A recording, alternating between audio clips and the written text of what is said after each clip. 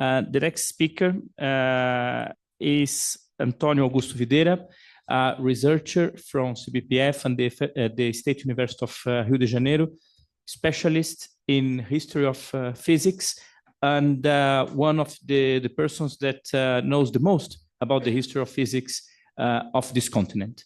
So it's a great pleasure, Guto, to have you here with us today and to say a little bit about how the history of Claf and the history of physics in Latin America now are connected. Okay, thank you, Ulysses.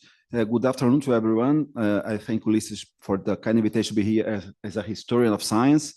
It's not my goal here today to give a talk in order to explain or even to resume the reach of the history of Claf. There is still a lot of research to be done in the future for better understanding Claf's trajectory. And I hope and I think that this research requires collaboration.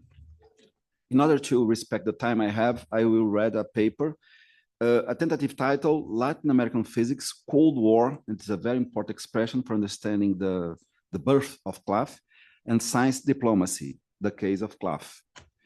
Today, I present a study of the Latin American Center for Physics, understood as an attempt to provide physicists from countries such as Argentina, Brazil, and Mexico, and others, with an institution capable of performing political, scientific, and diplomatic functions in support of local science, while also integrating the region into existing governmental and intergovernmental structures elsewhere in the world.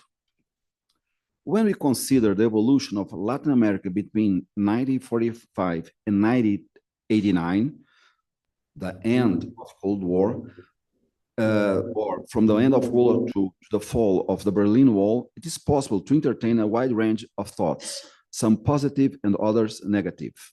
For roughly 20 years, Latin American societies nurtured optimistic expectations about the region's future, a sentiment that persists until the mid-1960s. From the second half of the decade onward, optimism gave way to a sense of defeat of democratic regimes, their replacement by military dictatorships, and the prolonged economic crisis triggered by the first oil shock. The conviction that West hegemony was among the root causes of the difficulties affecting the vast expanse of territory stretching from Uruguay to Mexico was also widespread.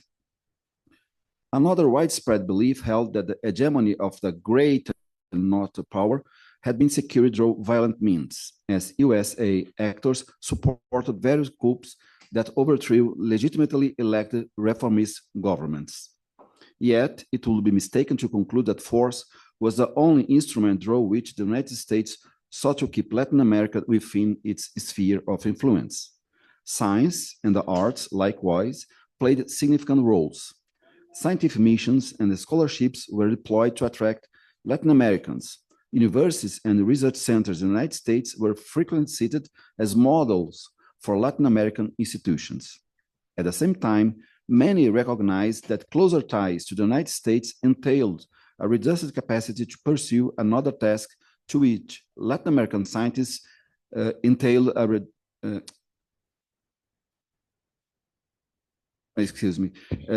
I repeat.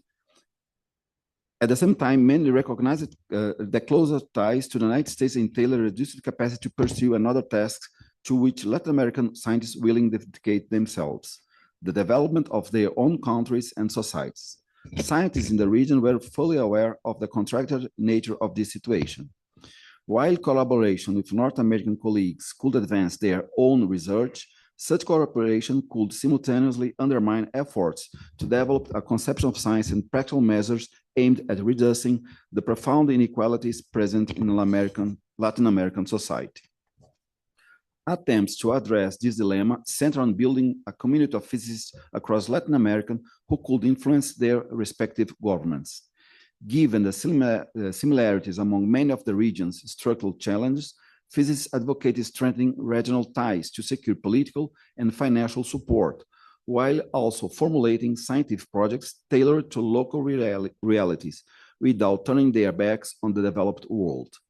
Regional interaction was thus understood as a strategy for integrating Latin American physics into the global scientific arena. It's important to remark that such regional interaction did not originate after World War II. Movements and initiatives that are better characterized as transnational were already present before the conflict.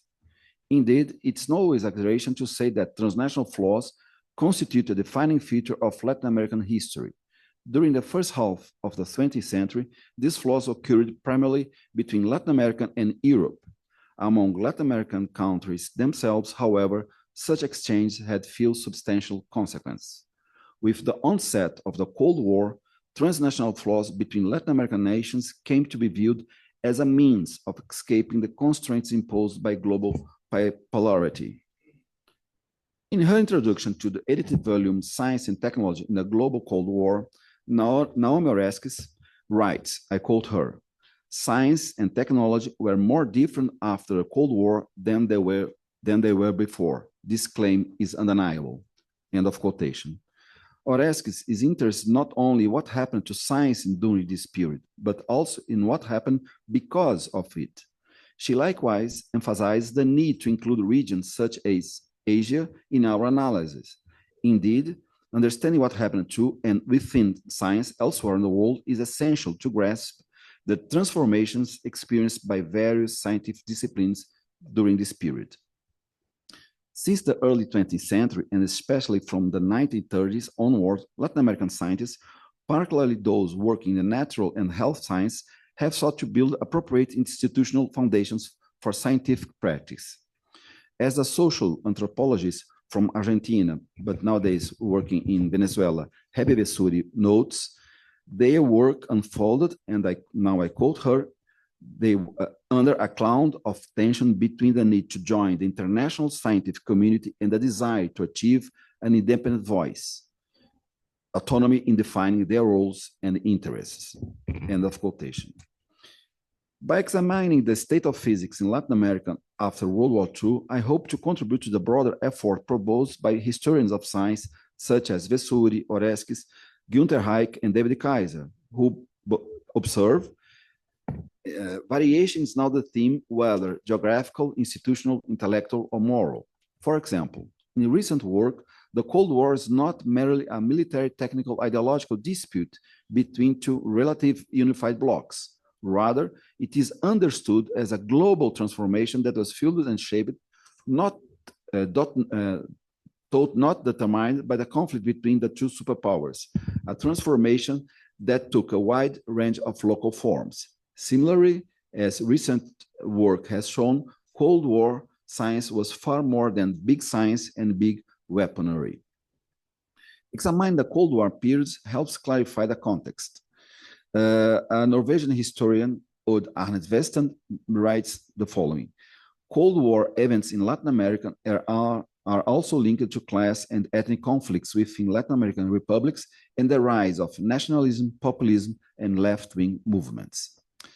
Of quotation. In other words, focusing exclusively on the US-Soviet rivalry, as has often been the case, is insufficient. Latin American countries cannot be treated as mere pawns in a geopolitical chess match. The persistence of the view that the Cold War is primarily a conflict between two superpowers obscures the fact that the history of the Cold War in Latin America remains largely unwritten. Understanding this history requires examining the degree of autonomy Latin American nations and actors retaining amid global dynamics that restrict their room for maneuver. The Latin American Center of Physics was established on March 26, 1962 in Rio de Janeiro. On that day, representatives from 15 Latin American countries signed an agreement aimed at promoting and strengthening the presence of physics in the region. The initiative originated with the Brazilian government, which in December 1960 submitted a proposal to UNESCO. The UNESCO General Assembly accepted the request. Between December 1960 and March 1962, a meeting was held in early 1961, also in Rio de Janeiro, to discuss the objectives of the future Intergovernmental Center. With the creation of Claf, the region gained a third UNESCO-supported center. The two existing centers were devoted to mathematics and computer science. In Claf's case, however, the agreement establishing official and formal links with UNESCO would not be signed until years later. In 1962, only an express invitation to cooperate existed.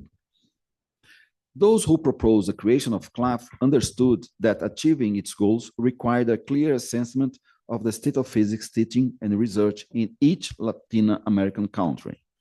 Exchanging information on local realities was one of the goals of the March 1961 meeting. It quickly became evident that the region exhibited significant disparities in physics development. Three countries, Argentina, Brazil, and Mexico, had already established scientific communities recognized beyond their borders. All others were still in the early stages of forming professional groups. A shared characteristic among the three most advanced countries was that physics remained a relatively young discipline. Professional communities of physicists had formed only in the 1930s.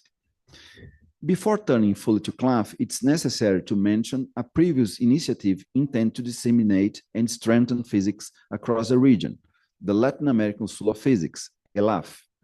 Beginning in 1959, an annual school was held each year in a different country, offering advanced courses in specialized subjects.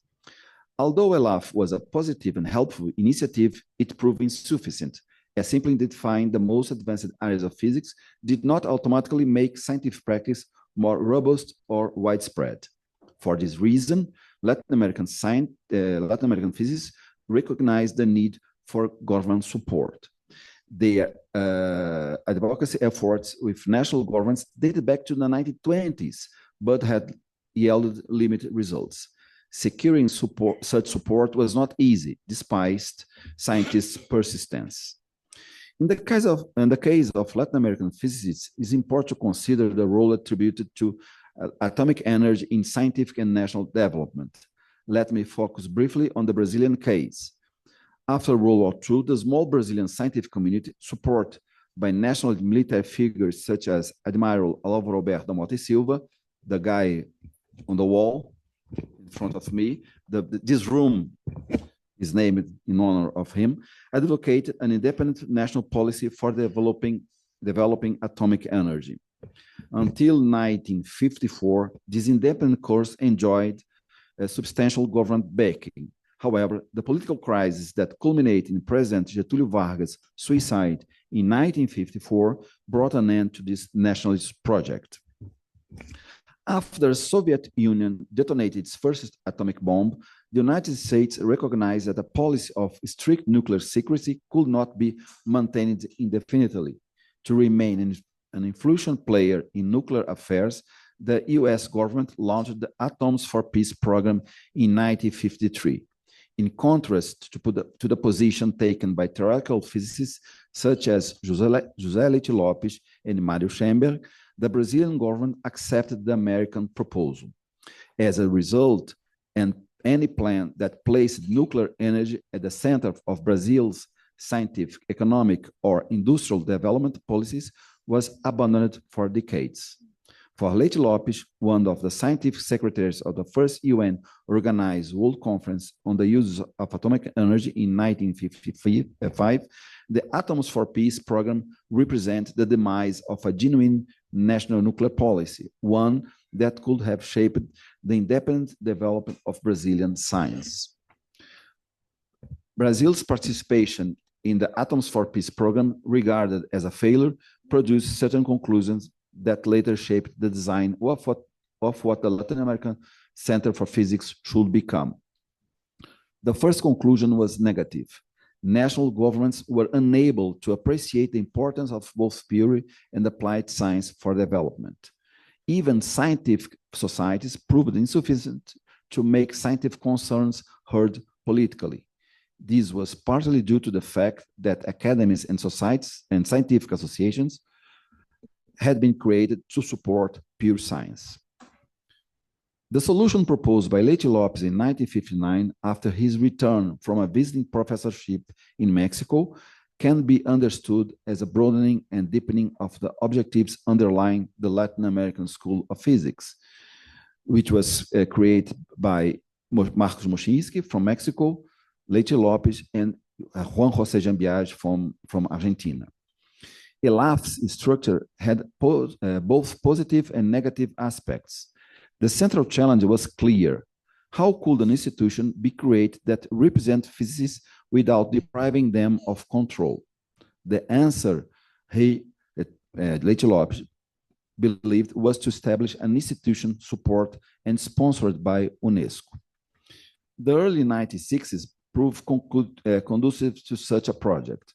From the presidency of Jânio Quadros, which began in 1961, drew the government of João Goulart from 1961 to 1964, Brazilian foreign policy shifted away from automatic alignment with Washington.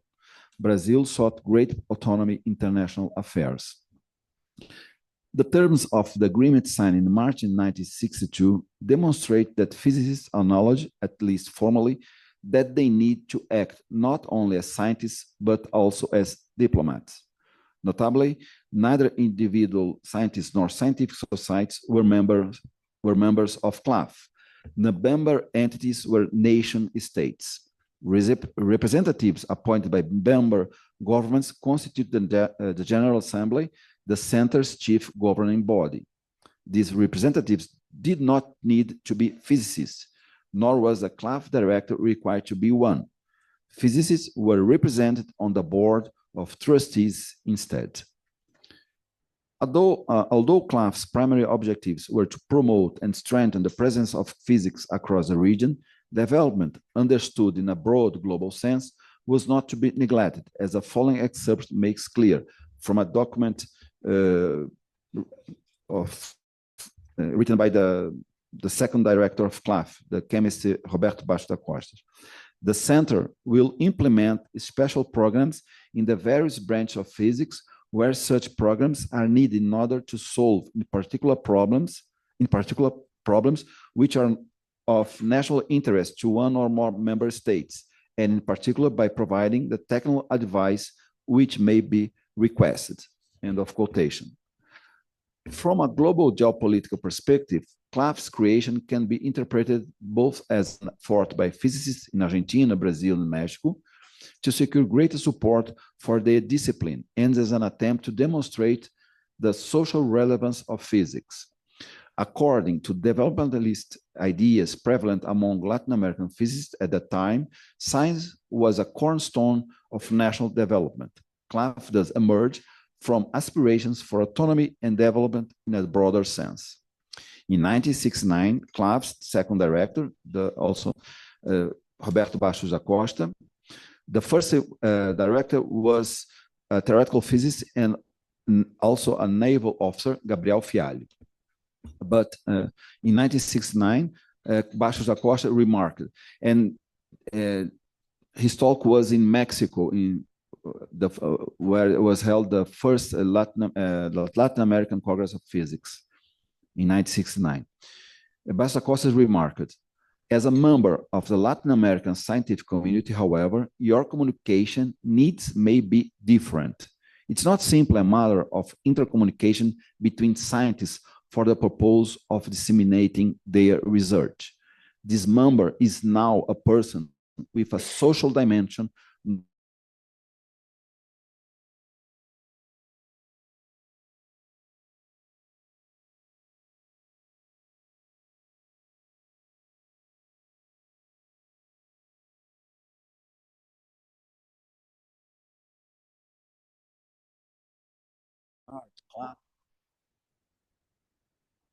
From the start, Claf's leadership understood that initial efforts should focus on gathering data about the state of physics in the region.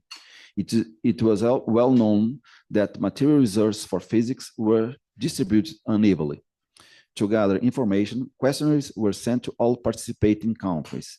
In addition, the Claf director personally visited several nations to raise awareness of the institution.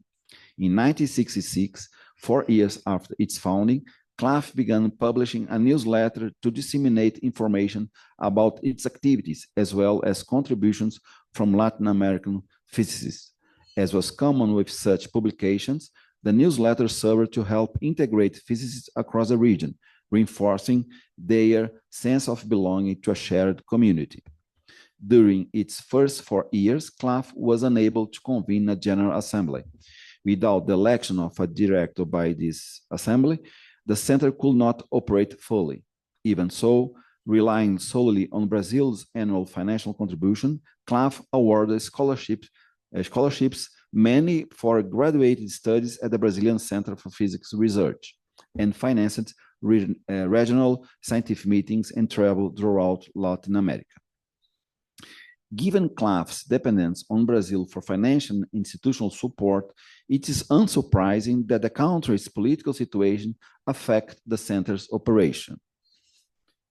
Claf's headquarters were located at the CBPF, which since 1964 had been headed by Admiral Otacílio Cunha, a supporter of the military coup that overthrew the national developmentalist government of João Goulart in March 1964. As Cunha consolidated his authority at the CBPF, Claf had to operate with increasing caution to avoid open conflict.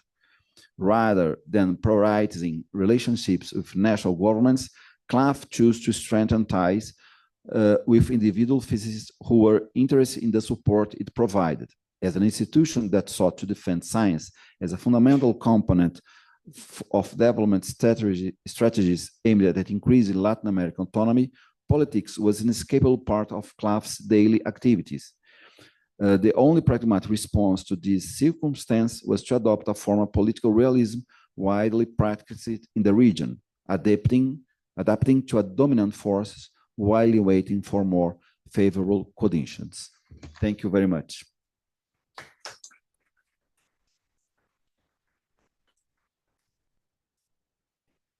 Thank you, Guto. Unfortunately, I think we don't have time for questions, but I would like to remark that there's going to be, all the meetings going to be put in the webpage of Claf with the slides, the text from Guto, and also the videos. So we can go back to this history. I think it's difficult to think about an institution without knowing and studying its history. So that's why we consider very important this contribution.